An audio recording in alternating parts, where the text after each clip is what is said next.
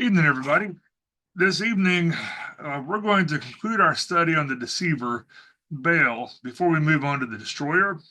But I want us to look at one last area on this subject, which we started on last week but didn't get finished. So we're going to return briefly to our passage in 1 John chapter 2, verse 16. This is going to be a little bit in depth, but also a little bit fast. Then we're going to take a look at some more contemporary examples of what we've been looking at, including Disney, which is where they start by targeting the children. It's always the children. Before we get started, just like to remind you to subscribe and like, share it with each other, and continue keeping Haiti in your prayers. And I will put a link at the bottom of this video also. So if you do wish to give to Father's House in Haiti for the orphanage, they could definitely use it. Tonight we're going to begin with 1 John chapter 2, verse 16. For all that is in the world, the lust of the flesh and the lust of the eyes and the pride of life is not of the Father, but is of the world. And this world is cosmos. It's the people. But I want us to take a look at this word lust very briefly. As most of you know, I prefer the King James Version because I'm familiar with it. However, there are some issues with it, and one of those issues is that many words have changed meaning from the 17th century when it was translated until today. There were some words that were mistranslated, but there were many that were translated correctly, but the word has changed meaning. Ironically, modern translations will often use the same word, which leads to a problem as well. Well, the word lust has changed meaning fairly subtly, but that subtle change can create problems. When you see or hear the word lust, what do you think about? Well, according to dictionary.com, the primary meaning of the word is an intense sexual desire or appetite, or an uncontrolled or illicit sexual desire or appetite, lecherousness.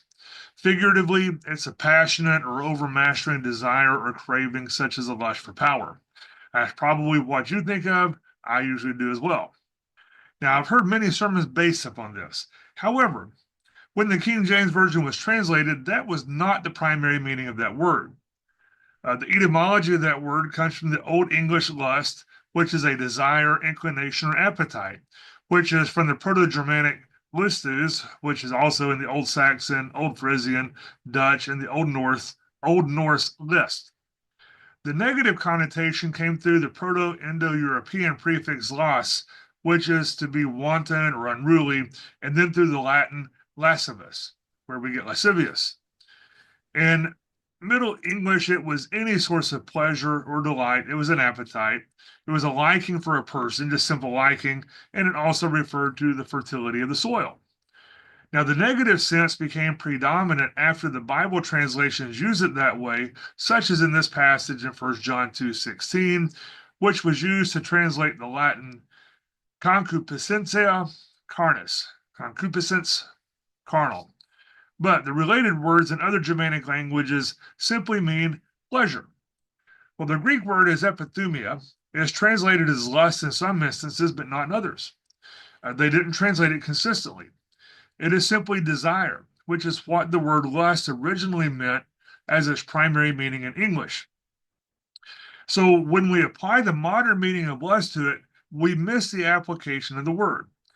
There are some people in history who have entirely pushed desire out of the picture. They've isolated themselves and they've tried to live completely isolated and separate in every sense of the word. And they thought that would remove all temptation. But what they find out is that desire still follows them. Well, what does the Bible say about it? Well, this word, both in the Bible and in secular use, has both positive and negative meanings, and we need to recognize that. The word lust in the 17th century was neutral, but we have lost that neutrality over the centuries. So, what are some positive examples? One of those is in Luke chapter 22, verse 15.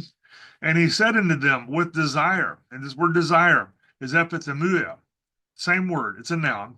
I have desired, which is the same word, which is a verb. So you have a noun and a verb with the same word. And he said unto them with desire, I have desired to eat this Passover with you before I suffer. The concordant literal version says, and he said unto them, with yearning, I yearn to be eating this Passover with you before my suffering. So with yearning, I yearn simply means I earnestly desire. It's a noun form and a verb form that's put together to intensify the idea. This is a good thing, right? There's nothing wrong with that. It's the same word as lust, but there's nothing wrong with it. 1 Thessalonians chapter 2, verse 17. But we, brethren, endeavored the more abundantly to see your face with great desire. This word desire, same word. They really wanted to see that person. Nothing wrong with that. However, it's not always used in a positive manner. 2 Peter chapter 2, verse 18. For when they speak great swelling words of vanity, they allure through the lust of the flesh, through much wantonness, those that were clean escaped from them who live in error. So in this passage, it's used in a negative light. But Peter makes it a point to expound that it's fleshly desires in order to make sure that there is no misunderstanding that this is negative. So the context makes it something that's negative. In the Bible, when you see the word sarx, flesh, it occasionally refers to literal flesh, like such as you're eating, you eat the flesh of cows or pigs or whatever. But it usually has a negative connotation that means fleshly. It's your desires. It has to do with the corruption from our sinful nature. Therefore, Peter, in order to make sure there's no misunderstanding, uses the two words together, desires of the flesh. Not a positive thing in this instance. Today, in the modern world, if I were to ask you if you have ever experienced lust, most would say yes, and others, who are probably liars, would say no. Well, that's because we have a very strong negative connotation in modern English. Of course, there are those in the world who also say that we should feed our lust anytime we feel like it, but even they are misusing the word in the biblical context. That's what the word tells you. Just do it. Whatever makes you happy. Well, this word epithumia includes sexual connotations, but it's so much more. It is all corrupted fleshly desires when it speaks of the lust of the flesh. Sometimes our desires for good things are even changed in a way that it can serve evil purposes. The social gospel is a good example of this. Some people want to help those who are weak and poor, but it can be turned into something that corrupts. It can be turned into idolatry itself. The desire is good, but the result is not. The worship of nature is another example. We're commanded to take care of our planet, but it is easy to turn that desire into a problem. It turns it into a lust of the flesh. Now, it's not merely our fleshly lust in the modern sense that wage war against us, but it's corrupted desires, whether well-intentioned or not, that wages war against us and leads us into sin. James chapter 1, verse 15 says, then when lust, this is our word, desire, then when desire hath conceived, is conceiving, is present tense, it's ongoing action. So, when the lust has conceived, is conceiving, it brings forth sin. And sin, when it is finished or when it's consummated, brings forth death. And this word for death here is thanatos death, is death of the soul. This has to do with loss of rewards in the coming kingdom. We live in a fallen world. Those who would deceive us, whether human or demonic, will use these good desires to oppress us. You can be oppressed with good desires. You may not know that. You may not think about it. But you can be oppressed with good desires. Good desires can be used for evil purposes. But when we see this word, it's important to remember that not every desire is sinful. Jesus had desires and he was sinless. We could have desires that are not sinful. The point is, we need to understand this word in the context of the 17th century when it was translated, the English word lust, not modern English. In modern English, it has a natural negative connotation. And most people will either deny having lust or they will hang their head in shame that they do have lust. Desire, however, is common to man because it's part of who God is. He has desires, and we are made in his image, so we have desires. We need to understand that this word is not always negative and is based upon the context. So 1 John chapter 2, we're going to read verse 16 and 17. For all that's in the world, the lust or the desire of the flesh, and the lust or the desire of the eyes, and the pride of life. And the pride of life is arrogance of possessions, is mammon, is having confidence in your own self and not in God. But the lust of the flesh, the lust of the eyes, and the pride of the life is not of the Father, but it's of the world. And the world passeth away, and the lust thereof. But he that doeth the will of God abideth forever, or is remaining into the age, the coming kingdom age. This shows a contrast between those who are experiencing lust and those who want to do the will of the Father. Desire is not always contrary to the will of God, but even good desires, when corrupted, become a problem. We must match our desires to the will of God. And when you translate this word as desire, it helps us to tone it down and apply it in our own lives. We must continually do the will of God if we're to have a full inheritance in the coming kingdom. Our corrupted desires and the things that we see that appeal to our corrupted desires will cause us to stumble and fall. This worldly system is going to pass away, and the things that appeal to our flesh will all be worthless. They'll be less than worthless. Anything that is contrary to the will of God is what wages war against us. Even good things can wage war against us. Those are the things that conceive and brings forth sin, and that consummates the death of our souls, the loss in the coming kingdom. Desire, once again, desire is not a problem, but corrupted desire is a problem. The things that appeal to our corrupted desires, they're very appealing. The important thing is to know where your desires lie. Is it with the world? Is it with the cosmos? Is it with the world system? Or is it with God? And this is why we need to understand this underlying word epithumia, and the word that is used to translate it, lust, may not mean what we think it means in modern English. It is not necessarily something that's extreme and negative. It is not narrowly focused on an uncontrollable, sinful sexual desire. And don't misunderstand. Uncontrollable sinful sexual desire is sinful, and it is lust, but that is not the focus of the word in question. The word itself has to do with any desires, either good or inherently sinful, that is corrupted into something that's sinful and evil. And you might be able to say, I've never experienced an uncontrollable sexual desire, but I doubt very seriously that you can say that you have never had a desire that was corrupted, perhaps not with bad intentions, but it turned to something oppressive. The danger in life, especially our spiritual life, is not in the extremes, but it's in the subtle things. It's the little things. It's easy to see the dangers in things that God openly calls evil, but it's a lot more difficult to see the dangers that are like submerged objects in the water that are just below the surface and out of sight, just waiting to sink your boat. Instead of picking out something that seems good and, and pursuing that, we need to bow to the will of the Father if we're going to be faithful. We can do all sorts of good things, and we can still hear, I never knew you, if those things are not what you're called to do. So for all that's in the world, the lust of the flesh and the lust of the eyes and the pride of life is not of the Father, but is of the world. The cosmos world is, as we've seen, this is the world system. It's the people. It's the political structure. It's the structure of society. The world has these three things: the lust of the flesh, the lust of the eyes, and the pride of life, body, soul, and spirit. And pride is simply empty boasting.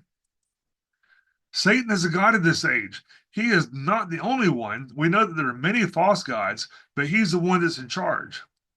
And some of his subordinates are, ironically enough, in rebellion to him as well, but they're still his. They're in rebellion to the one who's in rebellion. But much of the evil that you see around you is the result of the lust of the flesh. You'll hear people say, the devil made me do it. There used to be a joke on some TV show back when I was a kid. No offense, but he doesn't have time for you personally. He has bigger things to do. It's not the devil. It's the flesh that makes you do it. It's simply human desire that is not under control. It's the depravity of man in action. When man looks around and boasts about all the technology around you, and there are many technology statements in the Bible, you don't see them because they're kind of couched in language that could be understood by ancient readers. But when you look at all the technology around you, it's useful. But when mankind boasts of all these things, that's the pride of life. And he thinks that he can ascend into the heavens with no need of God. They want to do things like upload their minds to artificial intelligence. That's being contemplated now. And in reality, what we know is usually about 15 years behind what has already been done. So somebody has probably already done that. They've uploaded their mind to artificial intelligence. We do have examples of computers that have been demonized going back decades. It's not something new. But the difference between a believer and an unsaved person is that a believer has the ability to control the flesh. We don't always do so successfully, obviously, but we have the ability to control it. Satan cannot control the flesh. 1 John 4:4. Ye are of God, little children, and have overcome them, because greater is he that is in you than he that is in the world. The Holy Spirit and the flesh are contrary to one another. Both believers and unbelievers they have the same flesh. When it comes to the flesh, a Christian is no different from an unbeliever. If you punch a believer in the nose, he bleeds just the same as an unsaved person does. 1 Corinthians 5:11. But now I've written unto you not to keep company, if any man that is called a brother be a fornicator, or covetous, or an idolater, or a railer, or a drunkard, or an extortioner, with such a one as this do not eat. Previously, we looked at this passage in detail, and we saw that we are warned to not have fellowship with the brother. And the brother, remember, is somebody who's being obedient or attempting to be obedient. This is more than a simple believer. But we're not to have fellowship with a brother who is living a life of the flesh. And that warning is given because it's a possibility. There are those who spread the false doctrine that a true believer cannot sin. And I guess they would define that as somebody who's really, really, really believed. I don't know how they define that. What is really a Christian? But if you've believed in the Lord Jesus Christ, you're in the family and you can still sin. A Christian can lie. A Christian can cheat. A Christian can steal just like anybody who's in the world. The flesh doesn't change. That's why we're warned constantly about the flesh. Our flesh doesn't need the influence of Satan because our flesh is already bad. We have to rely on the Holy Spirit in order to keep our flesh under control. If we're walking in the Spirit, we will not fulfill the lust of the flesh. Now, we can't behave perfectly, but we can do it. While we need godly men in government and we need to reach other individuals about things of the flesh, we can't really change the world. We know the government's the enemy, it's controlled by the enemy. Not completely, obviously, because there are good people in the government, but overall, the government is the enemy of righteousness. We must obey God. Flesh and blood cannot inherit the kingdom. Everything that we do involves the flesh, and when the Lord returns, we will get a new body that's been emptied of blood, and that will be inhabited by our spirit. Flesh and blood cannot inherit. Our battle is against flesh and blood. And Ephesians 6:12, which we come back to over and over, tells us who our battle's against, and it warns us. It says, for we wrestle not against flesh and blood, but against principalities, against powers, and against the worldly governors, the princes of the darkness of this world, against spiritual wickedness, which are in high places. What happens if a demonic entity sends a message? 2 Corinthians 11:14, and no marvel, for Satan himself is transformed into an angel of light. So if a demonic entity sent a message, what would he say? Most people won't accept something that's blatantly evil. Even non-believers generally reject things that are clearly evil. But we're warned to not be deceived for a reason. And that's because we can be deceived by evil that appears to be a beacon of light. It appears to be something good. It's something that appeals to the flesh. That's why we study. That's why we're here. The false gods are here to deceive us individually. They're here to deceive us as a community, as a church assembly, as a nation, as a group of nations, and they're here to deceive the entire world. The things that man is creating is leading to irreversible consequences and oblivion. And I'm not talking about the cult of climate change, but things of the flesh. Things that may seem good, but they are simply an appeal to the flesh. It's the lust of the flesh. The best way to keep somebody imprisoned is to keep them from knowing that they're in prison. Satan imprisons, and people don't even recognize that they're imprisoned. For those who act in the flesh, the greatest danger is on the inside, and that is what Satan uses to imprison both individuals and nations. They like it. We see great ecumenical movements, and I'm not talking about just ecumenical within the church. Can all the different denominations get along? We should be aware of those within the visible church. But I'm talking about worldwide organizations that supposedly benefit everybody. Can't we all just get along? The World Trade Organization, NATO, the United Nations. The list is long. And if a member breaks the rule, then they're punished for it. If you don't follow the rules, then you no longer have the right to buy or sell as a nation. In our treaty with the World Trade Organization, if we violate the treaty, then another nation can seize our product. The WTO is connected to the International Monetary Fund and the World Bank. And although we could spend hours talking about each of these and the problems that we're facing because of them, the important thing is that they all involve money, they all involve trade, and they all involve goods. It's all about commerce. Commerce isn't bad. Commerce is necessary. But commerce can become something that's oppressive. As we looked at previously, there are 10 companies that control the world, and 3 of those that dominate the group. And if one of those were to fail, it could collapse the entire economy of the world. And if 2 of those fails, not only could it collapse the world economy, it would collapse the world economy. That's where we're standing right now. The world governments are yoked with commerce, which is Satan's plan because he can control them. And economics goes well beyond a simple financial aspect. Economics is also societal.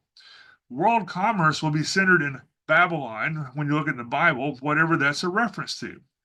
I don't think that it's a reference to literal Babylon for many reasons, but it could be.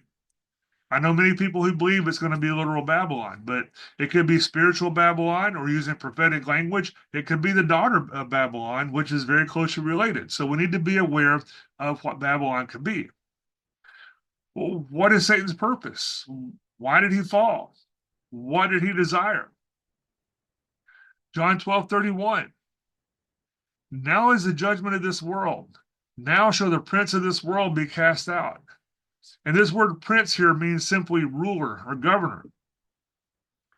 John 14:30. Hereafter I will not talk much with you, for the prince of this world cometh and hath nothing in me.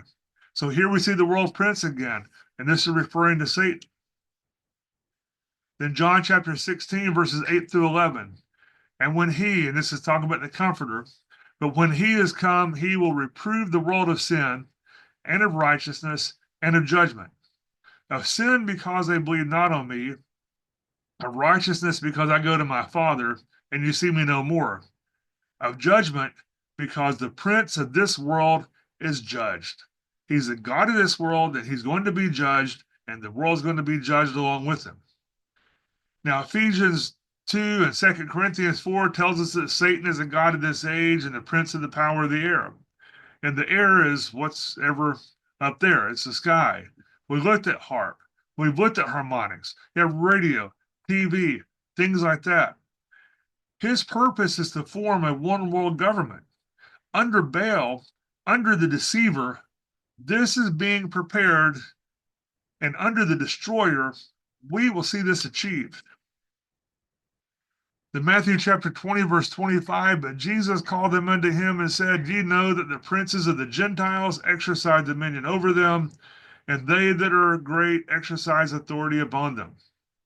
This word princes is the same word that we've been looking at. Satan will unite international leaders in a World Trade Organization, probably a different WTO than the one we currently have, and not just a modification of the present one. But it's the same idea, but it's going to be much broader in scope, and it's going to have much more power that it can control the entire world economy. When we studied the Tower of Babel, we saw that man, under the leadership of Nimrod, attempted to build a tower which prevented man from scattering over the face of the earth as God had commanded. They wanted to gather in cities. And we see in cities today, that's where sin gathers. But this Tower of Babel event occurs in the plains of Shinar. Isaiah 14:4, that thou shalt take up this proverb against the king of Babylon and say, how hath the oppressor seized, the gold of the city seized? So Satan is associated with the king of Babylon. And Ezekiel 28, if you read that, he's associated with the king of Tyre. It's all about commercialism. It's all about exporting and importing. And there's only one time in the Bible that the number 666 is used in a general usage, and it applies to trading or gold. 1 Kings chapter 10, verse 14. Now the weight of gold that came to Solomon in 1 year was 666 talents of gold.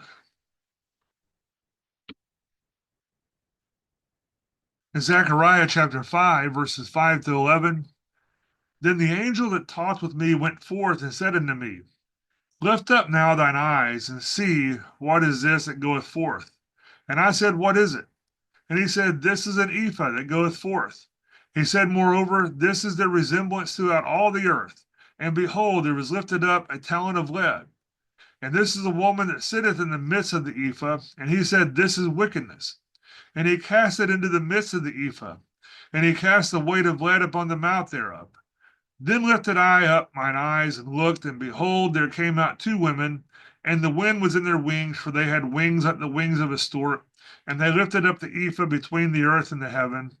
Then said I to the angel that talked with me, whither do these bear the ephah? And he said unto me, to build it in a house in the land of Shinar, that it shall be established and set up there upon her own base.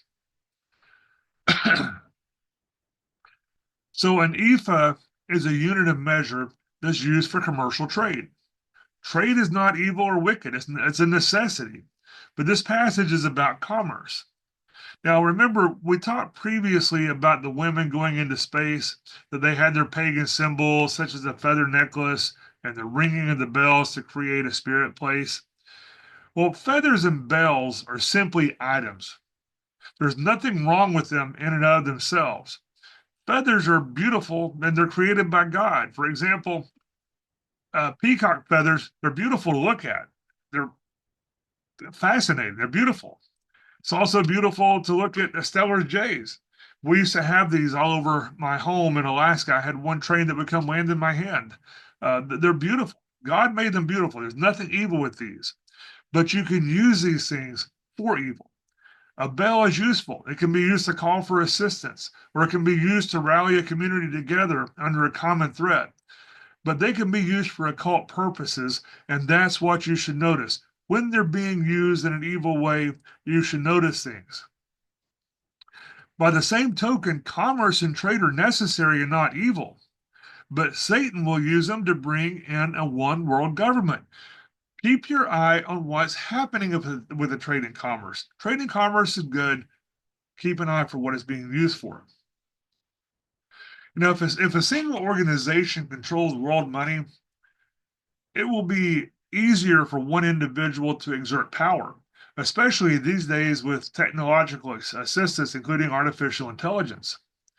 Recently, my wife sent me an article that somebody or some group, they have used artificial to imitate a preacher named Vadi Bakum. I'm not familiar with him, but he seems to be very popular. But they use artificial intelligence to imitate him with both voice and the moving image. Somebody noticed it was not right because his speaking cadence wasn't right. It was the right voice, but not the way that he normally speaks. And they were able to make it seem that he was saying things that were contradictory to his actual beliefs. And now they're starting on John MacArthur. And without commenting on what they teach, the artificial intelligence is making them say things that go against what they actually believe and teach. And I promise you, I'm not artificial intelligence, and as long as it's on this channel, it won't be here, but it's becoming more pervasive and more difficult to tell the difference. Right now, the United States is the most dominant force in the world, but it's all electronic and it's all built into software and computers. We have a lot of natural resources also, but our resources are stretched thin due to overpopulation. But what if God dries up the resources? Massive droughts, pollution. Uh, what happens if the computer and electronic infrastructure is interrupted or even destroyed? What's going to happen? The Bible warns us that we live in dire times, but we cannot see that because everything appears prosperous and easy. I mean, there are problems, but we generally live lives of ease compared to the past or compared to other parts of the world. Hard times produce hard men, but soft times produce soft men. And we have plenty of soft men in the United States today, in the world, but especially here. When there's rioting, nobody's manly enough to stop them. When crimes are committed, criminals aren't punished. Often they're celebrated. When men want to pretend to be women, they're praised and they're put on a pedestal as being strong, and their perverted behavior is promoted by other soft men and soft women. We're in the final stages of history, and the deceiver is preparing the way for the destroyer with the assistance of the seductress. Zechariah chapter 5, verse 10, and the first part of 11. Then said I to the angel that talked with me, Whither do these bear the ephah? And he said unto me, To build it a house in the land of Shinar. The symbol of lead in the past was associated with illness and death. But today it can also easily have reference to nuclear power or nuclear fallout or both, or illness and death and nuclear power, just or something else unrelated. But generally, it was related to sickness and death, and today we associate it with nuclear power, nuclear waste, nuclear fallout. But there's a lot of imagery here that's worthy of exploration. But right now, the important thing is to notice where they're headed. They're headed to Shinar. They're headed to Babylon. Zechariah 5:3. Then said he unto me, This is the curse that goeth forth over the face of the whole earth, whole earth. For every one that stealeth shall be cut off, as on this side according to it, and every one that sweareth shall be cut off on that side according to it. This is worldwide. This will cover the entire earth. It's talking about Babylon, Revelation 18:5. For her sins have reached unto heaven. They pile up unto heaven. They stack up. But her sins have reached unto heaven, and God has remembered her iniquities. This is a reference back to Jeremiah 51:9, which tells us that Babylon's judgment reaches heaven. Just as the Tower of Babel reached unto heaven spiritually, not physically, their sins have reached to heaven. This is angel technology. Their ingenuity will be fulfilled in their iniquity.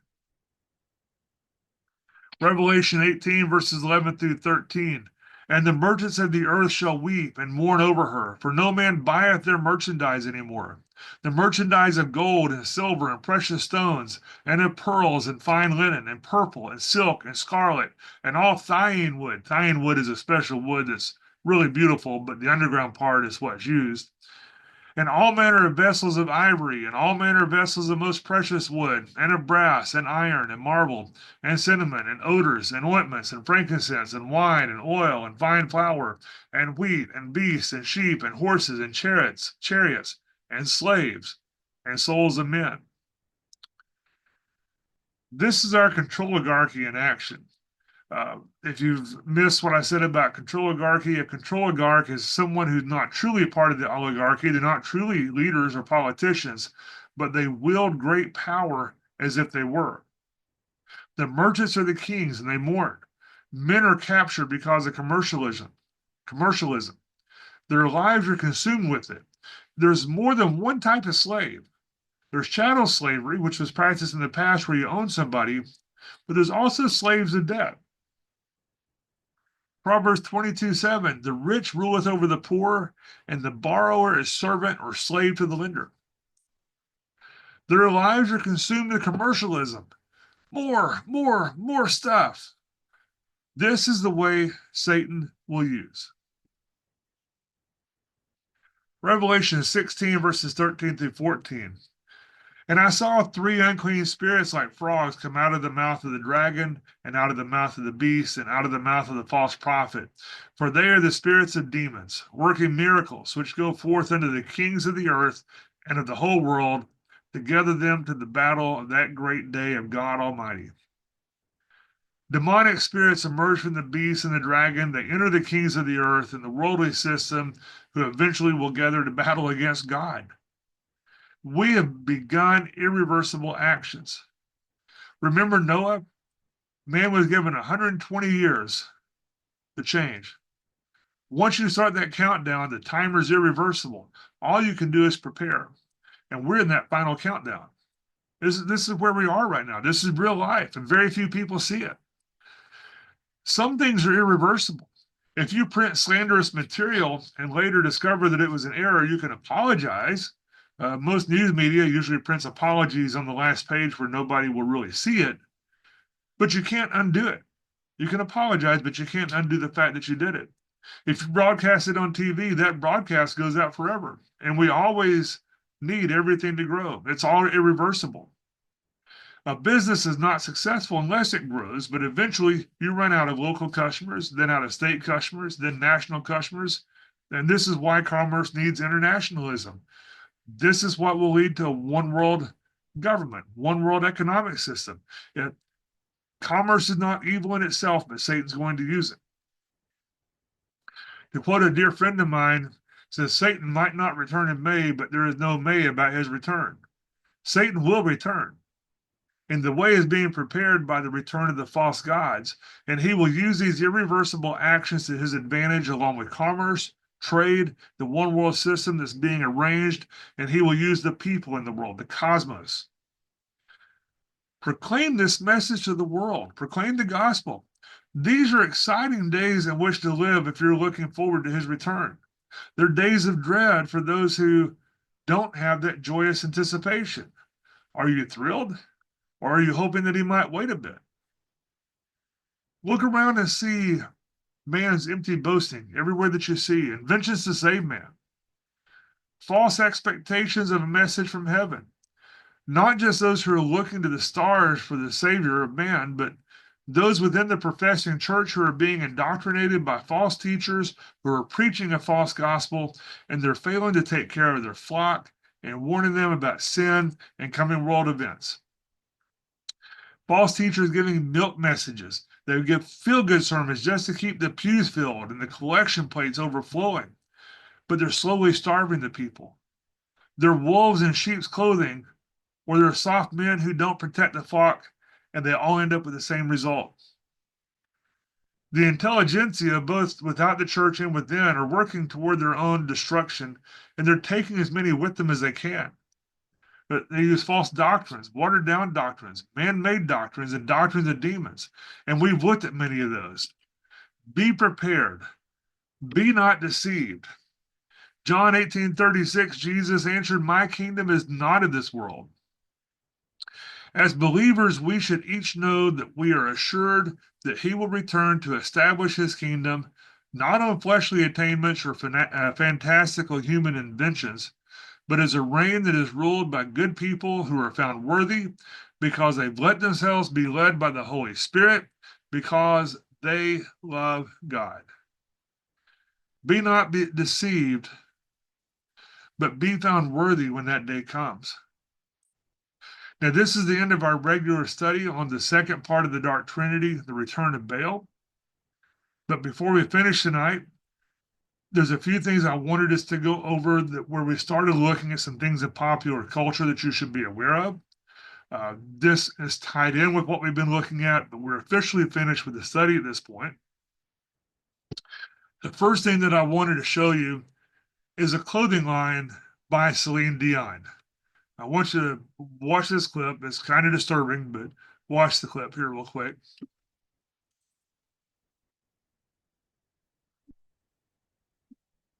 It's okay. I'm Celine Dion.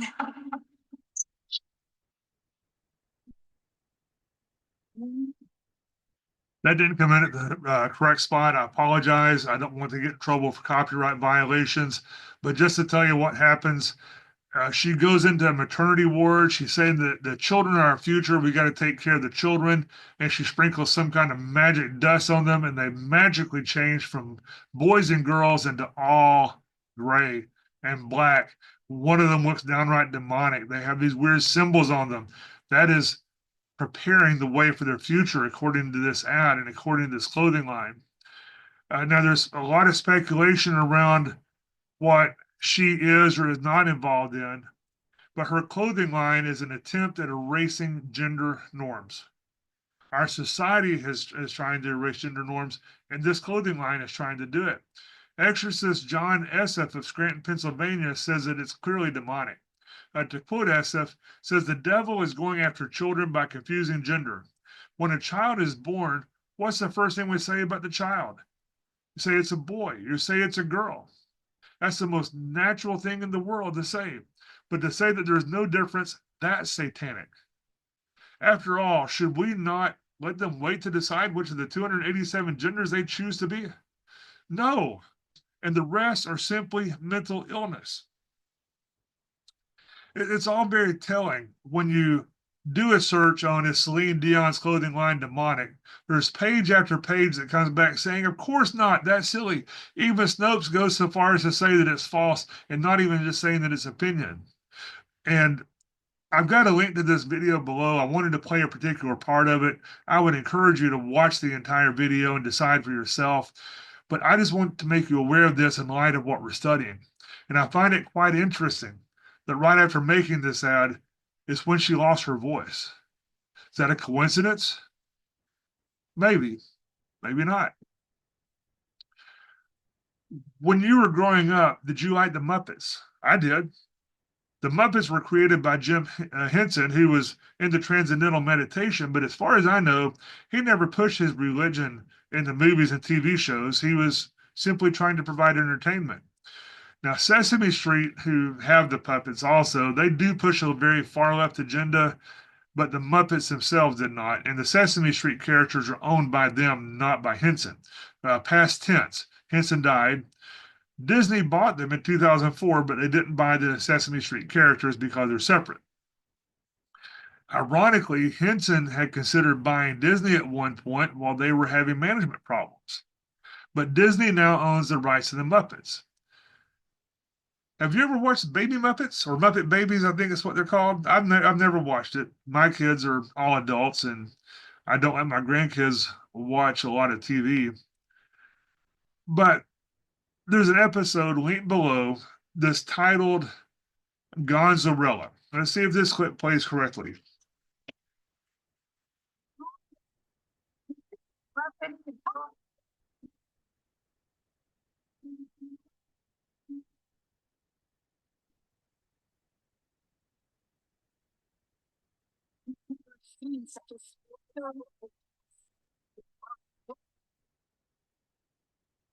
So Gonzo wants to wear a ball to a gown, but he's been told that he's a boy and can't do so.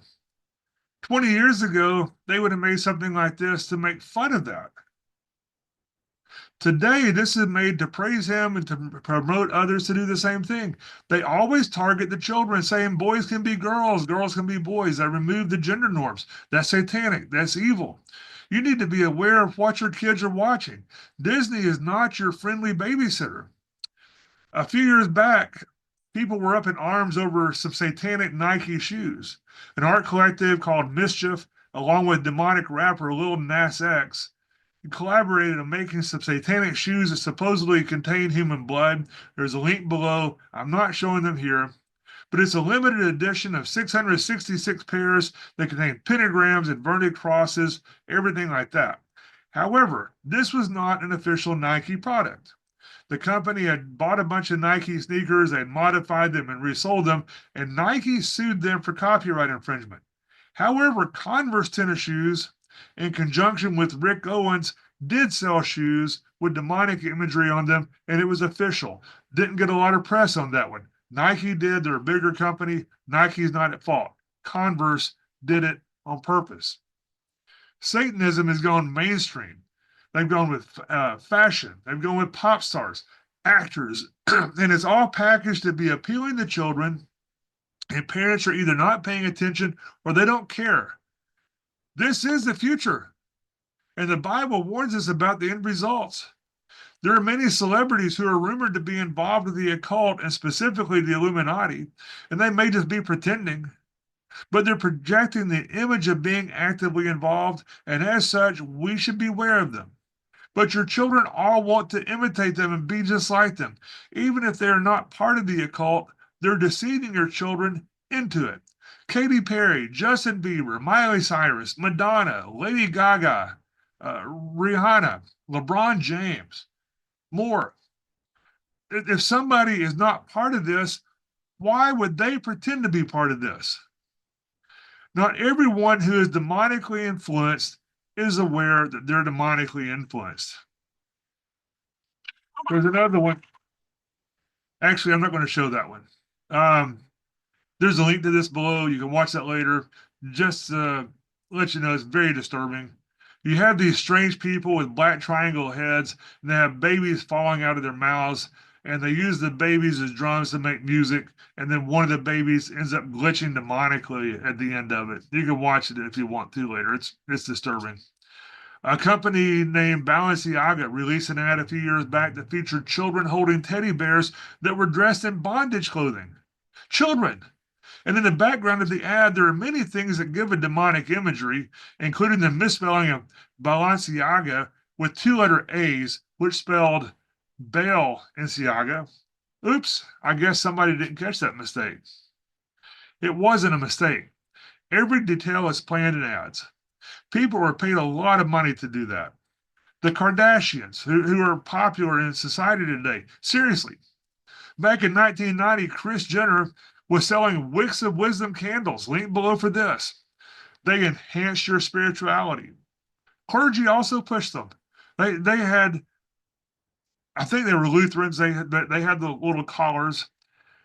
These candles were created by a psychic, and some of the ads featured people who avoided catastrophes by using them. And one person just had money mysteriously show up in her bank account. They would give you positive energy to go out into the world and solve your problems. And sometimes I wonder if they came with the smell of sulfur. And while we're talking about the Kardashians, Kim Kardashian is openly into voodoo, but yet your kids worship these people. Sabrina the Teenage Witch Dolls, including her psychic crystal ball that will answer all your questions. Giselle Bundchen, I think that's how you pronounce her name, Tom Brady's ex-wife now. She recently divorced Tom Brady, said that she used witchcraft to help him get to where he was at the top of football. And the list goes on and on. But since I rarely watch TV, I only see things like this when they're brought to my attention by somebody else. But if your children are being exposed to this, you need to be aware of it. And to finish up, I said we're going to look at Disney a bit more. And I'm doing Disney because they're very strong influences of our children. After this, we're going to be we're going to be moving from the deceiver to the destroyer. But Disney is huge in our world today. And if you have kids, pay attention. If you don't have kids, pay attention so that you can tell others. A few years back, a friend of mine wanted my opinion. A preacher had come to his daughter's house and he was getting all worked up and he's getting all red in the face and huffing and puffing and said, "There's a demon in your house and it's there." And he pointed at the video cabinet, went and found Disney movies. Now, this was a false teacher. Now, he was a charlatan because if you were to go to anyone's house at that time and they had kids, they would have had Disney movies. Now, today, with so much streaming, this trickery may not work as well, but back then, they would all have DVDs or VHS tapes or something like that. However, the idea that they're demonic, I'm not so sure was off the mark. Now, there is some speculation with good basis that Walt Disney was part of a satanic bloodline. There's speculation about his ties to Freemasons, but he never joined. He was a member of DeMolay as a youth, but didn't seem to progress from there. There's even some evidence of Christian imagery in some of the older movies, also some occult imagery. In other words, he was an entertainer and he did what would entertain people and what people would enjoy. There did not seem to be any discernment, neither did there seem to be any evil intentions. We discussed the pagan imagery of Peter Pan in the past, and of course, there's Fantasia with the sorcery. But Snow White, the real one, seems to have some Christian undertones. No apparent agenda, just trying to be entertaining. Well, skip forward a few decades, and now there's an obvious agenda. It's not even a secret. Some of their executives have admitted to having agendas, including pushing radical homosexuality on our kids. There's also a strong undertone, some subtle and some not so subtle, of being anti God and anti Christ. Hollywood itself was named for a ranch that was owned by Horace H. Wilcox, who was a Kansas City real estate man. His wife, Dita, I think is how you pronounce her name, supposedly heard the name somewhere on World Travels, and she thought it was a nice name, Hollywood.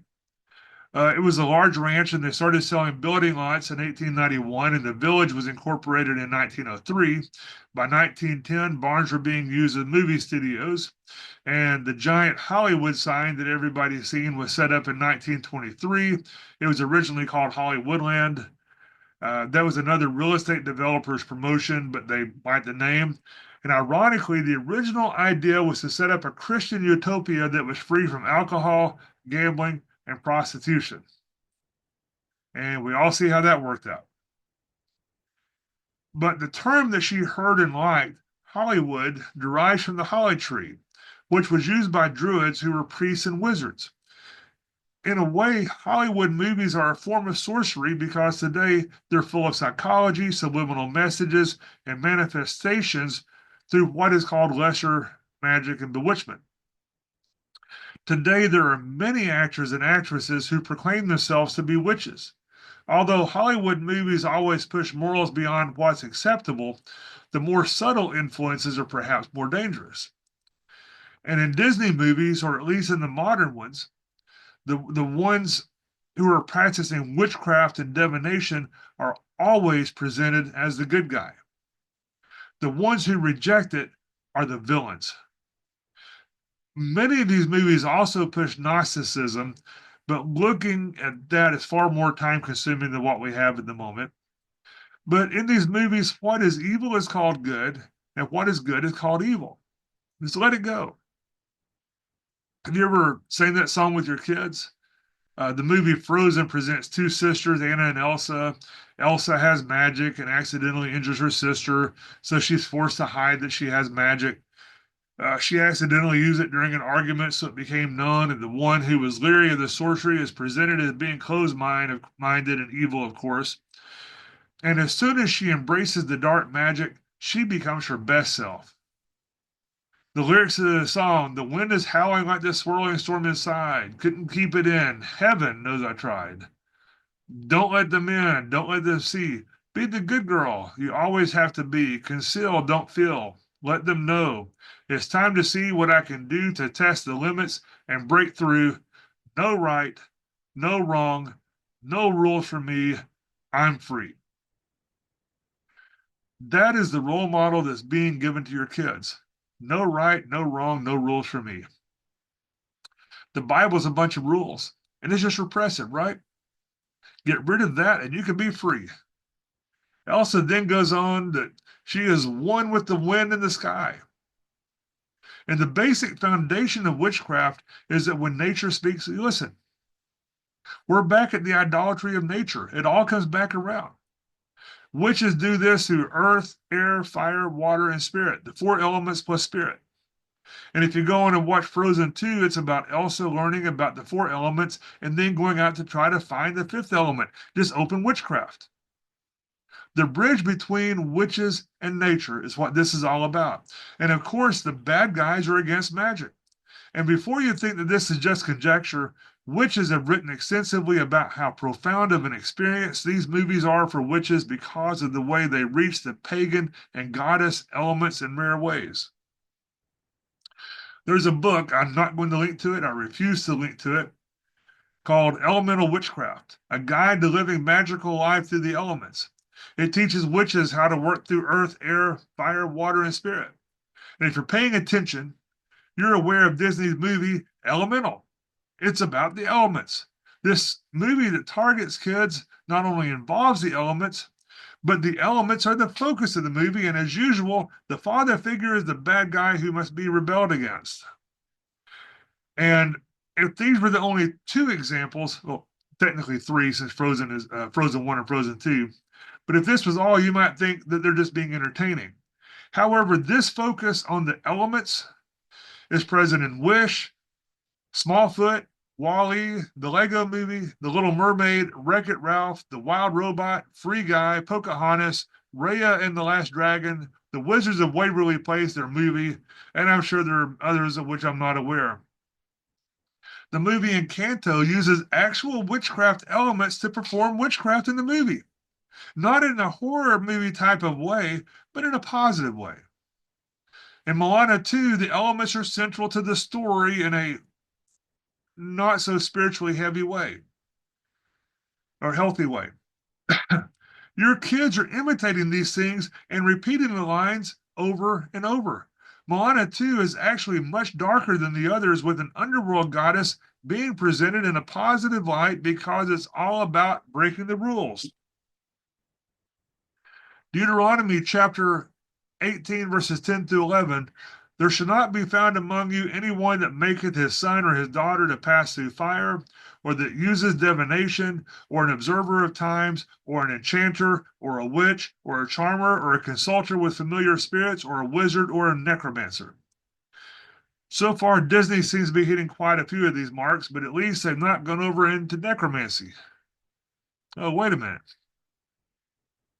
In many of these that we've looked at, we see the good guys communicate with their dead ancestors. Necromancy, ancestor worship.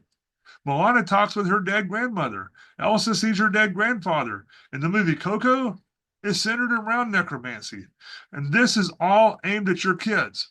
And if you ever talk to somebody who was into the occult before being freed by God, they will tell you that when they talk to their dead ancestors, or at least that's who they thought they were communicating with, it was either a demon that was imitating that ancestor, or that ancestor had been demonized, and it was the same demon who knew every intimate detail of the dead ancestor. In, in the movie Coco, Abuelita tells Miguel that the shrines must be maintained so that ancestors can come visit. And there's more, but this is enough. Just be aware of what's going on. Be aware of what's being pumped into the brains of your children. Movie magic is a phrase most of us have used. It may be literal. How many of us grew up with the magical world of Disney? And it may have been used simply as a metaphor in the past, but today it's not. You can watch the movies, and some of them show you how to cast a spell. Some of them actually have books available with the spells. And a childhood fascination turns into an adult reality. The number of practicing witches is growing at an alarming rate, and adults are influenced by the movies and books as well. It's not just kids that grow up and want to be witches. The adults watch these same movies and are fascinated. It might not be quite so innocent when it comes to adults. Generally, with kids, they don't have evil intentions, but adults, a lot of times, they do have evil intentions. It may manifest as very dark magic right off the bat with the adults. And at this point, when it comes to pop culture, when it comes to movies, we've only covered Disney. In the Bible, sorcery is part and parcel with drug use. We've looked at this in the past, but our kids are being drugged, and then they're being exposed to these movies, and it's a dark path that we're allowing them to be sent down. Galatians chapter 6, verse 7. Be not deceived. God is not mocked. For whatsoever a man soweth, that shall he also reap. We're sowing a generation that's living in the flesh, but they're seeking the spiritual. The spiritual that they find is not godly and righteous. We should be teaching them a godly spirituality. We're sending our kids down the road to hell, and we're allowing the dark forces to once again manifest in our society. Our tolerance is destroying our society. We're supposed to tolerate differences, but now we're tolerating evil, and that evil is indoctrinating our future, our kids. The deceiver has been working hard. This is the return of Baal. And next, we're going to be looking at the destroyer. The third member of the Dark Trinity is coming. He's already here, but he's not yet manifested in full power. But that day is coming soon. And we're going to start looking at that next week.